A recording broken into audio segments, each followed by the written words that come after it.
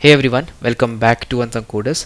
तो कैसे हैं आप लोग। तो आज की इस वीडियो पे हम लोग यार जानेंगे कि कैसे एक्स, जो कि अपना पहला ट्विटर भी कहलाता था, ने अपने पूरे डायरेक्ट मैसेजेस वाले सिस्टम को कॉटलिन मल्टी प्लेटफॉर्म पे शिफ्ट कर दिया। तो एक छोटी सी कहानी है, मज़ा आएगा सुन करके, और आपको ये भी बताऊंगा कि कैसे सिर्फ 5 डेवलपर्स ने मिल करके ये पूरा फीचर शिफ्ट कर दिया। तो अभी के लिए आप ऐसा देखो कि एक्स के पास ऐसे सिचुएशन थी, उनका जो मेन एंड्रॉयड ऐप था ना, वो बहुत ही भयंकर बड़ा था भाई। मतलब उसमें कस्टम डैगर घुसा हुआ था, कस्टम नेविगेशन चल रहा था, और पुराने जावा वाले बहुत सारे कोड पड़े हुए थे। और जैसे हम लोग जावा में पहले यूज़ करते थे ना, रिएक्टिव पैटर्न्स, वो सब भी थे।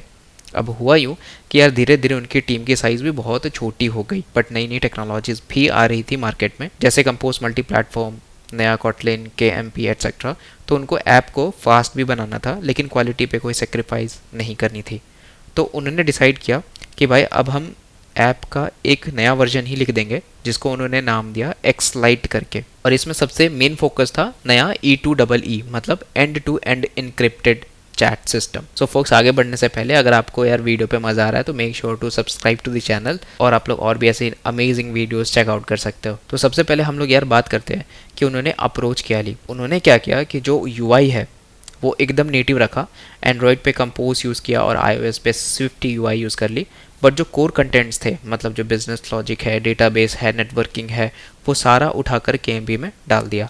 तो मतलब दिखने में दोनों ऐप्स अलग अलग और नेटिव लग रहे थे, बट अंदर का ब्रेन एक ही था। तो उन्होंने जो स्टैक यूज़ किया वो कुछ ऐसा था कि नेटवर्किंग के लिए उन्होंने केटोर और OKSTTP का यूज़ किया, API कॉल्स के लिए उन्होंने अपोलो GraphQL का यूज़ किया, एंड लोकल स्टोरेज के लिए उन्होंने SQL डिलाइट का यूज़ किया। सो अब आपके मन में ऐसा होगा कि यार एक्स जैसी बड़ी कंपनी है तो यहाँ पर डेवलपर्स भी बहुत ज़्यादा होंगे, बट यहाँ पे आप मात खा गए, क्योंकि इस फीचर को बनाने के लिए बस 5 ही डेवलपर्स थे, ओनली 5 डेवलपर्स, जिसमें से एक मेरा एंड्रॉयड और KMP का बंदा था, 2 हमारे iOS वाले थे, और एक सिर्फ वेब वाला था, और एक बैकएंड वाला था।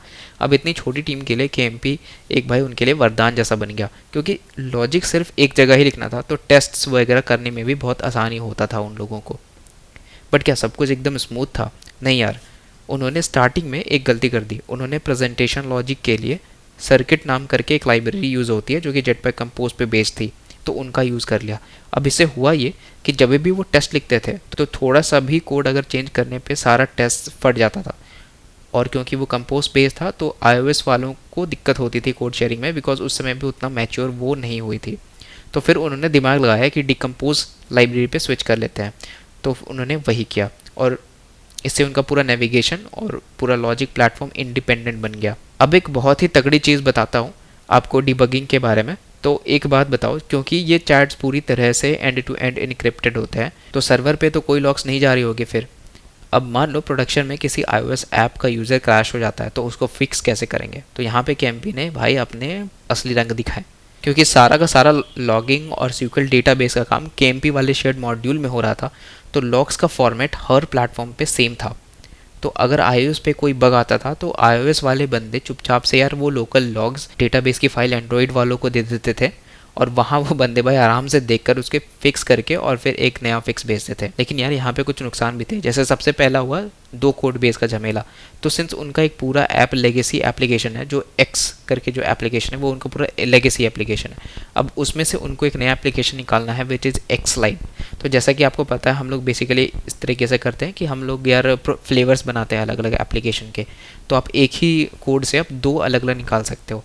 अगर एक में कॉटलिन का वर्जन अपडेट किया तो आपको दूसरे में भी कॉटलिन का वर्जन अपडेट करना पड़ता था, तो वरना बिल्ड नहीं बनती थी ना। iOS के स्विफ्ट के साथ KMP भी यार 100% पूरा नहीं चलता था, तो उन्होंने SKIE जैसी एक्स्ट्रा लाइब्रेरीज यूज़ करनी पड़ी। और वेब पे तो यार बिल्कुल ही पूरा ही दिमाग ख़राब था, क्योंकि जावास्क्रिप्ट में लॉन्ग टाइप होता ही नहीं है, और वेब पे डेटाबेस को सेफ रखने के लिए उनको अपना खुद का एक कस्टम वेब वर्कर ड्राइवर लिखना पड़ा SQL डिलाइट के लिए। तो कंक्लूजन यही है यार कि अगर आपकी स्मार्टली KMP यूज़ करते हो तो एक छोटी सी टीम भी एक्स जैसे बड़ी स्केल के फीचर को आराम से इम्प्लीमेंट कर सकती है। तो कैसा लगा आप लोगों को स्टोरी, कमेंट बॉक्स में जाकर के लिख सकते हो। मिलते हैं नेक्स्ट वीडियो पे, तब तक के लिए हैव अ गुड डे।